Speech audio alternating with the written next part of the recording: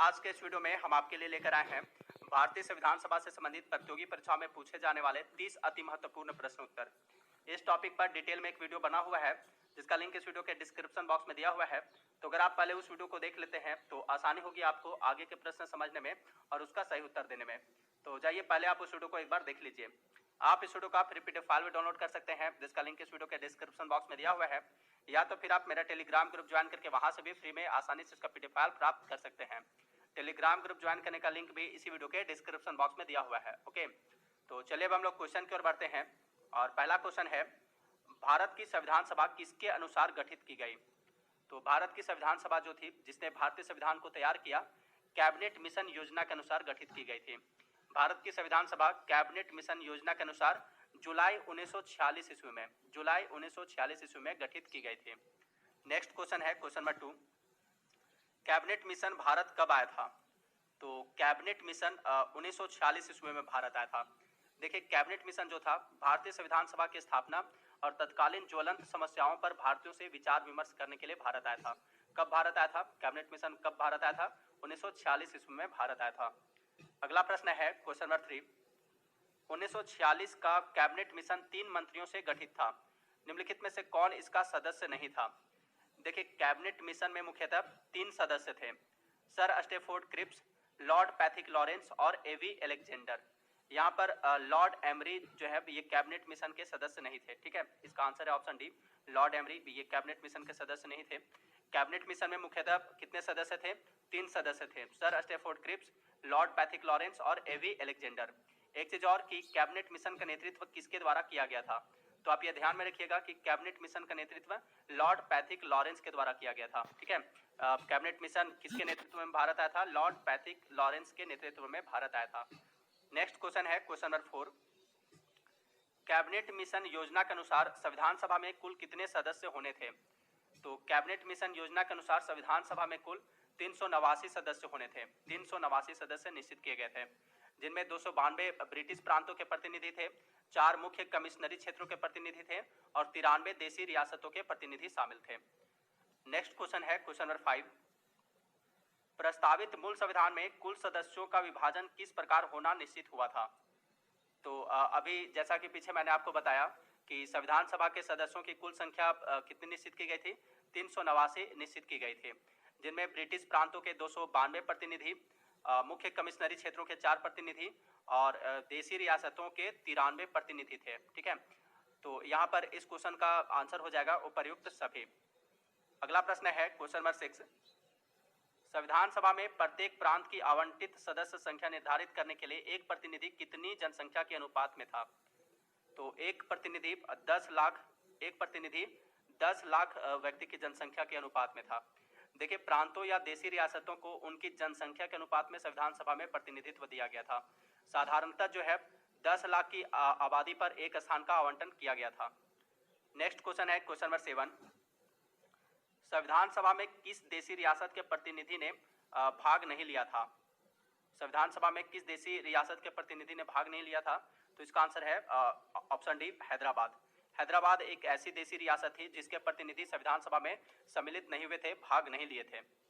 अगला प्रश्न है क्वेश्चन नंबर, देखो भाई साहब, अब पेटीएम से पैसे भेजने के लिए केवाईसी की कोई जरूरत नहीं है, बस पेटीएम पर अपना बैंक अकाउंट लिंक करो, मोबाइल नंबर एंटर करो। Question number 8, doctor Bhimrao Ambedkar संविधान सभा में कहां से चुने गए थे? तो देखिए, इसका ऑप्शन है पश्चिम बंगाल से, पंजाब से, तत्कालीन मध्य भारत से, या तो फिर मुंबई प्रेसिडेंसी से। कहां से चुने गए थे डॉक्टर भीमराव अंबेडकर? तो संविधान सभा में डॉक्टर भीमराव अंबेडकर संविधान सभा में पश्चिम बंगाल से चुने गए थे। ठीक है, पश्चिम बंगाल से। अगला प्रश्न है क्वेश्चन नंबर 9, क्वेश्चन नंबर 9 है, संविधान सभा की प्रथम बैठक कब हुई थी? तो संविधान सभा की प्रथम बैठक हुई थी 9 दिसंबर 1946 को। ठीक है, संविधान सभा की प्रथम बैठक 9 दिसंबर 1946 को हुई थी नई दिल्ली स्थित काउंसिल चैम्बर के पुस्तकालय भवन में। सभा के सबसे बुजुर्ग सदस्य जो थे डॉक्टर सच्चिदानंद सिन्हा, इनको सभा का अस्थायी अध्यक्ष चुना गया था। अस्थायी अध्यक्ष सच्चिदानंद सिन्हा को। आगे इस पर भी हम लोग क्वेश्चन देखेंगे। और देखिए, इस प्रथम बैठक में क्या हुआ था कि मुस्लिम लीग ने इस बैठक का बहिष्कार किया और पाकिस्तान के लिए बिल्कुल अलग संविधान सभा की मांग प्रारंभ कर दी थी। नेक्स्ट क्वेश्चन है क्वेश्चन नंबर 10, क्वेश्चन नंबर 10 है, मुस्लिम लीग ने किस कारण संविधान सभा का बहिष्कार किया? तो मुस्लिम लीग ने किस कारण संविधान सभा का बहिष्कार किया? तो देखिए, मुस्लिम लीग जो है संविधान सभा का बहिष्कार इसलिए किया था क्योंकि यह चाहता था कि मुस्लिमों के लिए एक अलग संविधान हो। ठीक है, मुस्लिम लीग संविधान सभा का इसलिए बहिष्कार किया, मुस्लिम लीग मुस्लिमों के लिए एक अलग संविधान सभा चाहता था, इसलिए यह बहिष्कार किया था। अगला प्रश्न है क्वेश्चन नंबर 11। क्वेश्चन नंबर 11 है, संविधान सभा के अस्थायी अध्यक्ष कौन थे? संविधान सभा के अस्थायी अध्यक्ष कौन थे? टेम्पररी चेयरमैन कौन थे? तो वह थे डॉक्टर सच्चिदानंद सिन्हा। देखिए, संविधान सभा की प्रथम बैठक हुई थी 9 दिसंबर 1946 को। 9 दिसंबर 1946 को, ठीक है, 9 दिसंबर 1946 को दिल्ली में। तो इस प्रथम बैठक में ही डॉक्टर सच्चिदानंद सिन्हा को जो है डॉक्टर सच्चिदानंद सिन्हा सभा के अस्थायी अध्यक्ष चुने गए थे।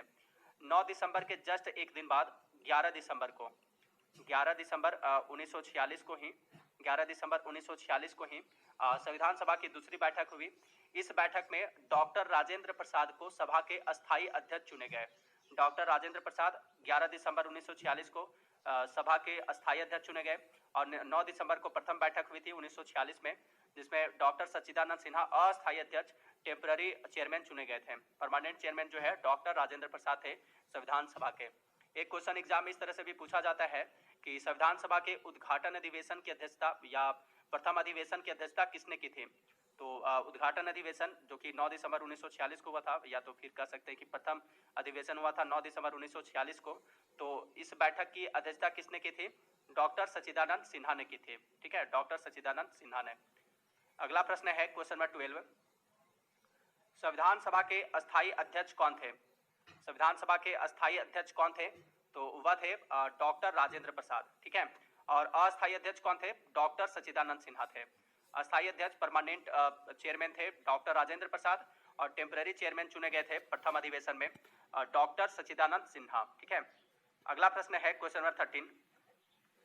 संविधान सभा के संवैधानिक सलाहकार कौन थे? तो देखिए, संविधान सभा के संवैधानिक सलाहकार थे वीएन राव। ठीक है, इनका पूरा नाम है वेनेगल नरसिम्हा राव। तो ये थे संविधान सभा के संवैधानिक सलाहकार। अगला प्रश्न है क्वेश्चन नंबर 14। संविधान के विभिन्न पहलुओं के अध्ययन हेतु संविधान सभा ने कितनी समितियां नियुक्त की थी? तो देखिए, संविधान के विभिन्न पहलुओं के अध्ययन नियुक्त की थी। तो देखिए, संविधान के विभिन्न पहलुओं के अध्ययन हेतु संविधान सभा ने कुल 13 समितियां नियुक्त की थी। 13 समितियां। नेक्स्ट क्वेश्चन है, 13 दिसंबर 1946 को संविधान सभा में उद्देश्य प्रस्ताव किसने प्रस्तुत किया? उद्देश्य प्रस्ताव किसने प्रस्तुत किया था संविधान सभा में?